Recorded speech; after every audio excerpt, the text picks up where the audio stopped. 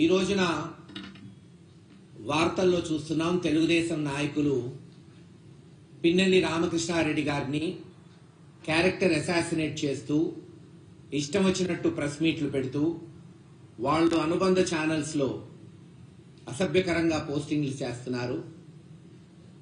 ఒక ఈవీఎం ఘటనని వాళ్ళు చూపెడుతూ పిన్నెల్లి రామకృష్ణారెడ్డి గారిని నిందితుడుగా చేర్చటం ఎంతవరకు సమంజసం? 4 సార్లు మాచర్లలో గెలిచిన వ్యక్తి పిన్నెల్లి రామకృష్ణారెడ్డి గారు. తెలుగుదేశం అధికారంలో ఉన్నప్పుడు, జగన్మోహన్ రెడ్డి గారు ముఖ్యమంత్రిగా ఉన్నప్పుడు కాదు, తెలుగుదేశం చంద్రబాబు నాయుడు గారు అధికారంలో ముఖ్యమంత్రిగా ఉన్నప్పుడు అక్కడ జనబలంతో గెలిచిన వ్యక్తి రామకృష్ణారెడ్డి గారు.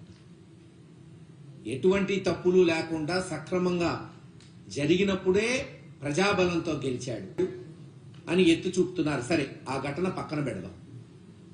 ఎలక్షన్ కమిషన్ వారు దాదాపు 7-8 చోట్ల ఈ ఈవీఎం మెషిన్లు ఇరగ్గొట్టారు, వాళ్ళ మీద కేసులు పెట్టాము అని చెప్తున్నారు. మరి ఆ వీడియోలు ఎందుకు బహిర్గతం చేయట్లేదు?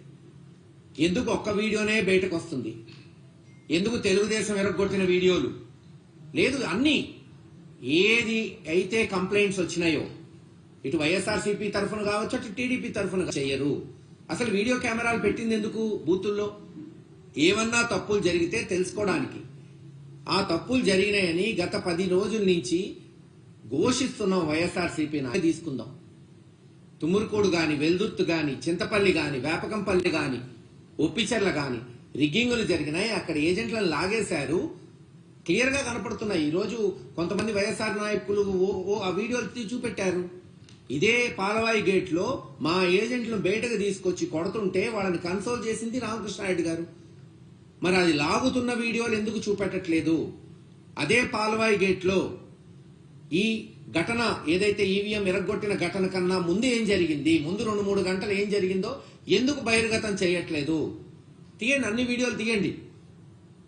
మేము చెప్పిన ఊర్లన్నీ కూడా ఒకసారి రిగ్గింగ్ జరిగిందా జరగలేదా, అందుకే కదా వీడియో కెమెరాలు పెట్టింది. మాకు ప్రూవ్ చేయండి. మేము ఈరోజు కంటెస్టింగ్ క్యాండిడేట్ గా ఒక ప్రధానమైన పార్టీకి ఆ వీడియోలు చూపెట్టి, లేదు ఇదిగో ఫ్రీ అండ్ ఫెయిర్ పోలింగ్ జరిగిందని మాకు ప్రూవ్ చేయాలి కదా, మాకు జనానికి చెప్పాలి కదా. ఆరోపణలు వచ్చినప్పుడు ఆ బాధ్యత ఎలక్షన్ కమిషన్ మీద ఉంటుంది కదా. అది కానప్పుడు ఇంక ఈ తతంగమంతా ఎందుకు, ఈ కెమెరాలు ఎందుకు, ఈ పోలీసులు ఎందుకు? రాసుకుంటే పోతుంది కదా బ్రహ్మాండంగా జరిగిందని. ఖచ్చితంగా ఎలక్షన్ కమిషన్ వారు ఆ వీడియోలు బహిర్గతం చేయాలి. ఎక్కడైతే మేము ఆరోపణలు చేస్తున్నామో మేము కూడా చెప్తున్నాం, తెలుగుదేశం ఆరోపణలు చేస్తే తీసుకురండి. అవి కూడా ఎనీ పార్టీ, ఎనీ నాయకుడు కంటెస్టింగ్ క్యాండిడేట్ కి అనుమానాలు ఉంటే అనుమానాలు నివృత్తి చేయాల్సిన బాధ్యత ఎలక్షన్ కమిషన్ అధికారుల మీద ఉంటుంది. అది కలెక్టర్ గారు కావచ్చు, డిస్ట్రిక్ట్ కలెక్టర్ గారు ఒక వీడియో విడుదల చేశాడంట. ఒకటే వీడియో ఎందుకు విడుదల చేస్తున్నారు మీరు? మరి మిగతా ఈవీఎంలు ఎరగొట్టిన కేసులు ఉన్నాయి కదా, ఎవరో తెలుగుదేశం వాళ్ళని అరెస్ట్ చేశారు తుమ్మురుకూడులో అంటున్నారు. మరి ఆ వీడియోలు ఎందుకు తీసుకురావట్లేదు బయటికి? పోనీ ఇతర రిగ్గింగ్ జరిగిందంటున్నారు, అవి విఫలమయ్యారంటే ఎవరు విఫలమైనట్టు? ప్రభుత్వం వేసిన అధికారులు కాదు కదా వీళ్ళు.